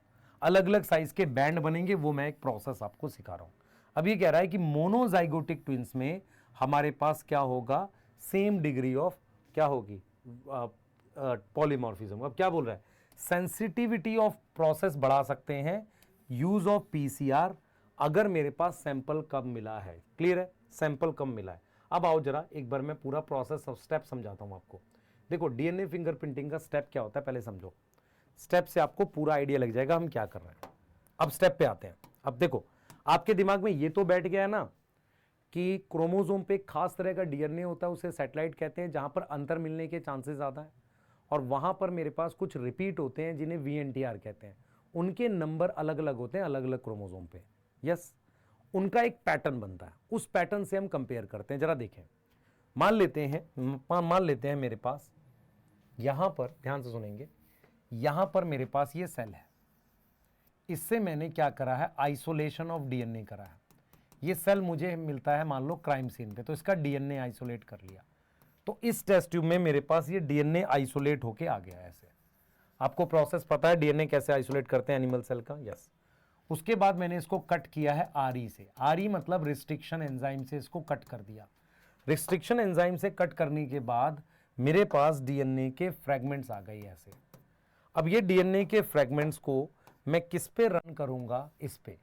इसको कह रहे हैं जेल इलेक्ट्रोफोरेसिस। आपने पढ़ा है, मेरे पास क्या आ गया, जेल इलेक्ट्रोफोरेसिस से मैंने क्या किया है, इनको रन किया है। इनको क्या किया है, रन किया है मैंने जेल इलेक्ट्रोफोरेसिस की मदद से। ध्यान से सुनेंगे, इनको प्रॉपरली क्या किया है, रन किया है। किस पे, DNA को। यहां पे क्लियर है। आपकी NCERT का जो डायग्राम है, आप वो डायग्राम भी देखेंगे साथ के साथ, ध्यान से देखेंगे। आपकी NCERT का एक डायग्राम है बेटा, ये रहा, देखिए, ये जेल इलेक्ट्रोफोरेसिस से बने हुए बैंड है। ठीक है, क्लियर है। ये क्या है, बने हुए बैंड है। अलग अलग क्रोमोसोम पे अलग अलग तरीके के बैंड बने हुए हैं। ठीक है, क्लियर है। अब सुनना ध्यान से, मैंने क्या किया है, जेल इलेक्ट्रोफोरेसिस से इसको रन किया है। किसको रन किया है, किसको रन किया है, इसको रन किया है। तो देखेंगे ध्यान से, मान लो मैंने क्या किया, जेल इलेक्ट्रोफोरेसिस से रन किया, तो उसके हिसाब से मेरे पास यहां पर बैंड बन गए। क्या बन गए मेरे पास, यहां पर मेरे पास क्या बन गए, बैंड बन गए। ठीक है, देख बेटा क्या हुआ है, एक प्रोसेस होता है जेल इलेक्ट्रोफोरेसिस जिससे DNA सेपरेट करते हैं। ठीक है, तो DNA इस तरीके से क्या हो जाएगा, सेपरेट हो जाएगा। हमारे पास क्या बन जाएंगे, ये DNA के ऐसे बैंड बन जाएंगे। यस और नो, तो हमने DNA के बैंड बना लिया। अब मेरी बात सुनना ध्यान से, ये जेल जो होता है ये क्या होता है, सेमी सॉलिड होता है। ठीक है, अगर आप हीट वीट करोगे तो ये खराब हो जाएगा। तो हम क्या करते हैं, इस जेल पे से ये जो नाइट्रोसेलुलोज या एक नाइलॉन की मेम्ब्रेन होती है, उस पर ट्रांसफर कर देते हैं सारा का सारा DNA। हम DNA को ट्रांसफर करते हैं जेल पे से। जेल आपको पता है कैसे बनाते हैं, फ्रॉम जेल से यहां पर DNA को ट्रांसफर करते हैं। मेरी तरफ देखना एक बार ध्यान से। जैसे मान लो, मेरी बात सुनना ध्यान से, मान लो मेरे पास ये जेल है, इस जेल पे DNA अलग होके ऐसे बैंड बना लिया। अब ये मेरे पास जेल है, ये मेरे पास नाइट्रोसेलुलोज की मेम्ब्रेन है। मैंने क्या किया, इसको एक बफर में रखते हैं, जो पानी नीचे से ऊपर की तरफ आता है। तो जहां पर DNA, मान लो DNA इस पोजीशन पर था, यहां पर इस पोजीशन पर DNA था, और ये नाइट्रोसेलुलोज की मेम्ब्रेन है या नाइलॉन की मेम्ब्रेन है, तो वो पानी क्या करता है, नीचे से ऊपर इस जेल में से निकलकर इस नायलॉन की मेम्ब्रेन पर आता है। ध्यान सुनेंगे, जैसे मान लो ये जेल है, ये नायलॉन की मेम्ब्रेन ऊपर रखी, मैंने क्या किया, उसको एक बफर में रखा। तो बफर से पानी ऊपर चढ़ता है, वो क्या करता है, इसमें से जेल में से DNA निकाल के नायलॉन की मेम्ब्रेन पे लगा देता है और ऊपर चला जाता है। मान लो कैपिलरी एक्शन से पानी चढ़ता है, जेल में से DNA को निकाल के सेम लोकेशन पर नायलॉन मेम्ब्रेन पे रख देता है। इसको हम कहते हैं सदर्न ब्लॉट। इसको हम क्या, प्रोसेस को क्या बोलते हैं बेटा, सदर्न ब्लॉट कहते हैं। ये एक साइंटिस्ट थे EM सदर्न, उन्होंने किया था।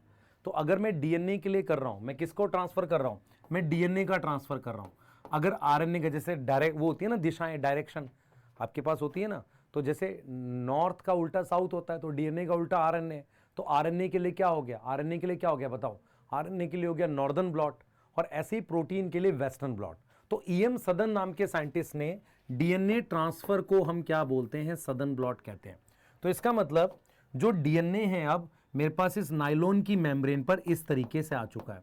ये जो नाइलॉन या नाइट्रोसेलुलोज की मेम्ब्रेन है, इस नाइलॉन और नाइट्रोसेलुलोज की मेम्ब्रेन पर मेरे पास ये डीएनए का बैंड है।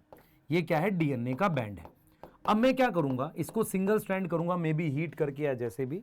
अब मैं इसको इसके रेडियो एक्टिव प्रोब से हाइब्रिडाइज करूंगा। ऐसे मैं रेडियो एक्टिव प्रोब से इसको हाइब्रिडाइज करूंगा। ये कौन सा सीक्वेंस होगा, रेपिटेटिव डीएनए। तो मैं क्या करूंगा, इसकी हाइब्रिडाइजेशन करूंगा। हाइब्रिडाइजेशन मतलब हाइड्रोजन बॉन्ड बनाऊंगा। हाइब्रिडाइजेशन करूंगा किसके साथ, with radio active probe. Radio active probe इसके साथ करूंगा, और उसके बाद इसको देखूंगा किसमें, इसको विजुलाइज करूंगा एक्सरे में। विजुलाइज करूंगा किसमें, एक्सरे में। तो मेरे पास एक पैटर्न बनेगा बैंड का एक्सरे पर। एक एक्सरे फिल्म पर एक पैटर्न दिख जाएगा। मैं फिर रिपीट करता हूं, क्राइम सीन से आपको डीएनए मिला, आपने उस डीएनए को क्या किया, कट करा रिस्ट्रिक्शन एंजाइम से। उसके बाद आपके पास डीएनए जो आया उसको आपने जेल इलेक्ट्रोफोरेसिस से सेपरेट किया। उसमें जो बैंड बन रहे, जो आपने सेपरेट कर लिया। अब आपने डीएनए जब सेपरेट कर लिया, उसको आपने ट्रांसफर कर लिया नाइट्रोसेलुलोज मेम्ब्रेन पर। तो जहां डीएनए था वही मेम्ब्रेन पर आ गया। इसको बोलते हैं सदर्न ब्लॉट। क्या बोलते हैं, सदर्न ब्लॉट। और ये प्रोसेस किसने डेवलप किया, एलेक जेफरी। किसने डेवलप किया, एलेक जेफरी ने डेवलप किया। यस, तो इसको बोलते हैं सदर्न ब्लॉट। तो सदर्न ब्लॉट का मतलब ये जेल से डीएनए किस पे चला गया, नाइट्रोसेलुलोज की मेम्ब्रेन पर। अब क्या करोगे, आप लोगे रेडियो एक्टिव प्रोब, और ये कौन से प्रोब थे, वीएनटीआर प्रोब। इसका मतलब हो सकता है इस पे पूरा डीएनए हो, लेकिन जब आप वीएनटीआर प्रोब करोगे तो रेडियो एक्टिविटी सिर्फ किसके पास है, वीएनटीआर प्रोब के पास।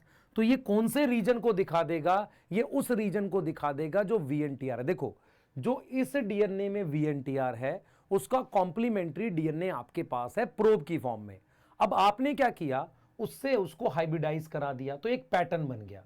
उस पैटर्न पे जब एक्सरे रखोगे तो रेडियो एक्टिविटी की वजह से ऐसे बैंड बन जाएगा, और आपके पास बेटा क्रोमोसोम के हिसाब से ये बन जाते हैं। मैं आपको दिखाता हूं डायग्राम ओरिजिनल कैसा आएगा। आपकी एनसीईआरटी ने ये डायग्राम दिया है। आपकी एनसीईआरटी कह रही है कि मान लो ये इंडिविजुअल जो है ये क्राइम सीन पे है, तो इसके ये क्रोमोसोम नंबर 16 के बैंड है। अब देखो, ये 2 क्रोमोसोम होते हैं 16 के, ये इसके 1 2 3 4 5 यहां वीएनटीआर है, 2 यहां है, ठीक है। उसके बाद यहां पर ज्यादा वीएनटीआर है, यहां पर और ज्यादा वीएनटीआर है। तो वीएनटीआर के नंबर के हिसाब से ये अरेंज हो जाएगा ऐसे। तो आपको क्या दिखेगा कि जो क्राइम सीन से डीएनए मिला, क्राइम सीन से जो डीएनए मिला उसका ऐसा बैंड का पैटर्न आएगा। देख बेटा, इस तरीके का बैंड का पैटर्न आएगा कि इस तरीके का, ये क्रोमोसोम 11 का मान लो ये ऐसा आ गया, ठीक है। फिर क्रोमोसोम नंबर 7 से ऐसा पैटर्न आ गया। फिर क्रोमोसोम नंबर मान लो 2 का ये एक पैटर्न दिखेगा आपको। ये क्या है, ये वीएनटीआर है। ये क्या है, ये वीएनटीआर है बेटा क्रोमोसोम पर। जो क्रोमोसोम हमने बनाया था ना ऐसे, ये जो क्रोमोसोम बनाया था उस पर मेरे पास ये वीएनटीआर के नंबर है ना। इसमें जो बॉक्स दिख रहे हैं आपको, हर बॉक्स एक वीएनटीआर है, ठीक है। अब आपने क्या किया, आपने ये इंडिविजुअल सस्पेक्ट ये था, ये दूसरा सस्पेक्ट है, दोनों के डीएनए से अलग अलग पैटर्न बनाया। सेम वैसे इससे मांगा कि आप अपना सैंपल दो, इसने सैंपल दिया। दोनों के सैंपल को रिस्ट्रिक्शन एंजाइम से काटा, जेल इलेक्ट्रोफोरेसिस से रन किया, और उसके बाद सदर्न ब्लॉट करके उसके डीएनए को भी क्या किया आपने, नाइट्रोसेलुलोज मेम्ब्रेन पर लाकर उसको ऑटो रेडियोग्राफी करी। मतलब वीएनटीआर प्रोब से देखो, आप किसी प्रोब से हाइब्रिडाइज करके एक्सरे फिल्म पे देखते हो, उसे ऑटो रेडियोग्राफी कहते हैं। यहां पर क्या करना है, हमें वीएनटीआर पता करना है, तो वीएनटीआर प्रोब से हाइब्रिडाइज करेंगे, ठीक है। तो एक पैटर्न यहां आया, एक पैटर्न यहां आया। आप जब ये पैटर्न देखोगे ना ध्यान से, आप जब ये पैटर्न देखोगे तो आपको समझ में आ जाएगा कि इस पर्सन का डीएनए और इस पर्सन का डीएनए का पैटर्न सेम है। इसका मतलब ये जो बी है यही क्राइम सीन पे था। अब ये कैसे हुआ, कैसे हुआ सुनना ध्यान से। कैसे हुआ कि इसमें क्या हुआ बेटा, हमारे पास ये जो वीएनटीआर थे ये क्रोमोसोम वाइज ऐसे मूव कर जाते हैं। जैसे मान लो ये एक बॉक्स का मतलब एक वीएनटीआर 2, तो यहां पर देखो कितने वीएनटीआर हैं, 1 2 3 ऐसे बहुत सारे हैं। यहां पर थोड़े कम है यहां पे, तो नंबर ऑफ वीएनटीआर के हिसाब से, मतलब नंबर ऑफ वो जो रिपीट्स है ना उसके हिसाब से मेरे पास बैंड बन जाते हैं। मान लो 2 पे नंबर पे एक बैंड आ गया, एक 5 पे आ गया, ये कलर अलग अलग हो, कलर तो ये ब्लैक एंड व्हाइट आता है सारा, मतलब पर क्या है, एक यहां आ गया मतलब एक 2 रिपीट एक क्रोमोसोम पे, किसी पे 5 हैं, कैसे करके ही अरेंज हो गया। फिर किसी क्रोमोसोम नंबर नहीं पता मुझे, ऐसे रैंडमली अरेंज हो गया, मुझे दिखेगा कि इसका पैटर्न मैच कर रहा है। मतलब मैं ये कह रहा हूं कि मान लो किसी क्रोमोसोम के ये VNTR है, इसने एक पैटर्न बना लिया ये वाला, मान लो किसी दूसरे क्रोमोसोम ने ये, तो ये पैटर्न और ये पैटर्न मैच कर रहा है। क्लियर है? यस। और मैंने कैसे पता लगाया ये VNTR है? VNTR प्रोब से इसको हाइब्रिडाइज किया। ये प्रोसेस है हमारे पास DNA फिंगरप्रिंटिंग का। यही चीज एनसीईआरटी यहां लिखती है, देख, यही चीज एनसीईआरटी यहां लिख रही है, ध्यान से देख एनसीईआरटी ने क्या लिखा है। मैं फिर रिपीट करूंगा इसको, ये पूरा मैं फिर रिपीट करूंगा क्योंकि एनसीईआरटी आपके समझ में आनी बहुत जरूरी है। देखो एनसीईआरटी ने क्या बोला है, एनसीईआरटी ने क्या बोला है, हम समझना। एनसीईआरटी ने क्या बोला? एनसीईआरटी ने बोला है कि VNTR एक खास तरह की सैटेलाइट को बिलोंग करते हैं, खास तरह की सैटेलाइट को बिलोंग करते हैं, उसे कहते हैं मिनी सैटेलाइट। ठीक है।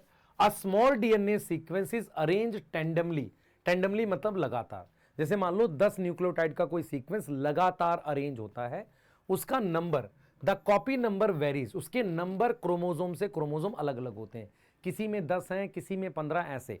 ये जो मैंने बॉक्स दिखाया है, ये ध्यान से सुने, ये जो मैंने बॉक्स दिखाए हैं, ये वाला देखो, इसमें कह रहा है कि जो क्रोमोसोम नंबर 2 है उसमें ये नंबर देखो 1 2 3 4 5 6 7 8, 8 इसमें उसके होमोलोगस में मेरे पास कितने हैं? 7 है, मान लो 7 है।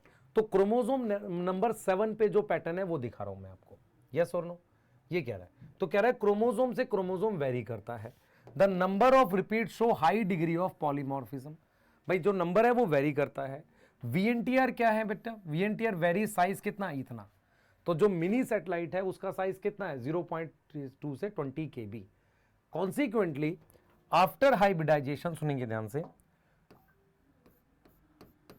ध्यान सुनेंगे क्या कह रहा है बेटा? ये कह रहा है कि after hybridization with VNTR probe, hybridization कब करोगे? जब नाइलॉन मेम्ब्रेन पे ट्रांसफर कर लोगे। ऑटो रेडियोग्राम जैसे क्या होता है? ECG, इलेक्ट्रोकार्डियोग्राम, तो जो पिक्चर बनेगी एक्सरे पे उसे कहेंगे ऑटो रेडियोग्राम। उस पे बैंड्स दिखेंगे ऑफ डिफरेंट साइज। ये दिख रहे हो? इसमें जो बैंड दिख रहे हैं ये बैंड अलग अलग साइज के दिख रहे हैं, देख रहे हो? मतलब ये बैंड जो हैं ये दिख रहे हो, यहां पे कम है, यहां ज्यादा, ऐसे बैंड दिखेंगे। हर बक्सा क्या दिखा रहा है? एक VNTR बता रहा है। ठीक है। These band give characteristic pattern for a individual. ये बैंड एक इंडिविजुअल का पैटर्न फॉर्म करते हैं। It differ from individual to individual in population except in case of monozygotic twins. अगर मोनोजाइगोटिक ट्विंस हटा दो तो ये क्या है? इंडिविजुअल टू इंडिविजुअल वेरी करते हैं। ठीक है। इस टेक्निक की सेंसिटिविटी बढ़ा सकते हैं PCR यूज करके। नॉर्मली मैं PCR यूज नहीं करता, फर्क होता है। अगर आपको DNA फिंगरप्रिंटिंग एग्जैक्ट करनी है तो आपको क्या यूज करना है? VNTR यूज करते हैं। लेकिन अगर सैंपल बहुत कम मिलता है तो PCR से सेंसिटिविटी बढ़ा सकते हैं। अब ये पूरा प्रोसेस देखो, मैं समराइज कर रहा हूं, आप बताना आपको समझ आया कि नहीं। DNA फिंगरप्रिंटिंग में सीक्वेंसिंग नहीं करते, पहला पॉइंट। कंपैरिजन करते हैं ऐसी जगह पे जहां डिफरेंस ज़्यादा मिले। वो डिफरेंस वाली जगह है सैटेलाइट DNA। सैटेलाइट DNA पे हाई डिग्री ऑफ पॉलीमॉर्फिज्म मिलती है। सैटेलाइट DNA 2 प्रकार का है, मिनी और माइक्रो। मिनी सैटेलाइट में बड़े साइज के रिपीट होते हैं, उसको यूज करते हैं DNA फिंगरप्रिंटिंग में। क्रोमोसोम पे उनके रिपीट्स के नंबर वेरी करते हैं जो एक पैटर्न बनाते हैं। उसको मैं पहचान सकता हूं VNTR प्रोब। प्रोब क्या होता है? लैब में ऑलरेडी अवेलेबल होता है, किट आती है उसकी प्रोब की, उसके साथ फ्यूज करके। पर रेडियो एक्टिविटी ऐसे नहीं दिखती, एक्सरे फिल्म के ऊपर दिखती है। तो एक पैटर्न दिखता है, बैंड दिखता है, उससे मैं कंपेयर करके बता सकता हूं कि क्या ये वाले क्रोमोसोम का बैंड उससे मैच कर रहा है, मतलब सेम नंबर है, उससे एक पैटर्न दिखता है। उस पैटर्न को कंपेयर करते हैं फोरेंसिक में और कहां पर? पैटर्निटी टेस्ट में। पैटर्निटी टेस्ट में कैसे कंपेयर करोगे? 50% क्रोमोसोम का बैंड मैच करेगा, 50 का नहीं कर सकता है। और फोरेंसिक में कैसे करोगे? जो क्राइम सीन से सैंपल मिला उसको एक टेस्ट सैंपल बोलते हैं, 5 सस्पेक्ट है उनके सैंपल लेके सेम करेंगे इसमें। ठीक है। उससे आइडिया लग जाएगा कि हाँ, फोरेंसिक से आइडिया लग जाएगा कि वो पर्सन था कि नहीं था। स्टेप देखो, सबसे पहले DNA आइसोलेट करोगे, उसको रिस्ट्रिक्शन एंडोन्यूक्लियस से काटोगे, जेल इलेक्ट्रोफोरेसिस से फ्रैगमेंट को अलग करोगे, उसको ट्रांसफर करने को कहते हैं ब्लॉटिंग। किस पर? सिंथेटिक मेम्ब्रेन, नाइट्रोसेलुलोज और नाइलॉन की। इसको कहते हैं सदर्न ब्लॉट। क्या बोलते हैं इसको? सदर्न ब्लॉट कहते हैं। और ये अगर आरएनए के लिए करें तो नॉर्दर्न ब्लॉट कहते हैं। हाइब्रिडाइजेशन यूजिंग लेबल्ड VNTR पोर, मतलब इसमें रेडियो एक्टिविटी लेबल है। फिर उसको क्या करेंगे? डीएनए फ्रैगमेंट को ऑटो रेडियोग्राफी से चेक करेंगे। ठीक है, मतलब ऑटो रेडियोग्राफी क्या होती है? एक्सरे फिल्म पर उसका इमेज बनाते हैं। ठीक है, यस, ये पूरा प्रोसेस है। अब आपको यहां से क्या करना है? 10 15 20 लाइनें हैं। VNTR किसे कहते हैं? पॉलीमॉर्फिज्म क्या होता है? सैटेलाइट डीएनए कौन सा यूज करते हैं? Mini micro. स्टेप्स क्या है? और PCR याद रखना सिर्फ कब करते हैं? जब सेंसिटिविटी ज़्यादा चाहिए। ये पूरा है डीएनए फिंगरप्रिंटिंग। अगर आप इसको समझ पा रहे हैं कुछ कुछ पॉइंट्स में, एक बार एनसीईआरटी बहुत ध्यान से पढ़ना, पूरा समझ में आएगा आराम से। क्वेश्चन इसका आसान ही आता है, पर मैंने बहुत डीप जानबूझ के पढ़ा है क्योंकि ताकि मुश्किल क्वेश्चन आए आप कर ले जाओ। क्लियर है? यस। VNTR प्रोब यूज करते हैं किसमें? डीएनए फिंगरप्रिंटिंग में। डायरेक्ट क्वेश्चन आएगा। क्लियर है? यस, कर पाओगे? ठीक है, इसलिए बेटा इसको सेपरेट पढ़ाना चाहता हूं क्योंकि ये बहुत डीप है, छोटी छोटी बातें बतानी पड़ती है। लाइव भी पढ़ा सकते हैं, रिकॉर्डेड जैसे आप पॉसिबल हो। ध्यान से देखना, अपने डाउट्स कमेंट में लिखेंगे, समझ आ जाएगा बताएंगे, और एक क्वेश्चन दिया उसका आंसर लिखेंगे कमेंट में। मिलते हैं जल्दी।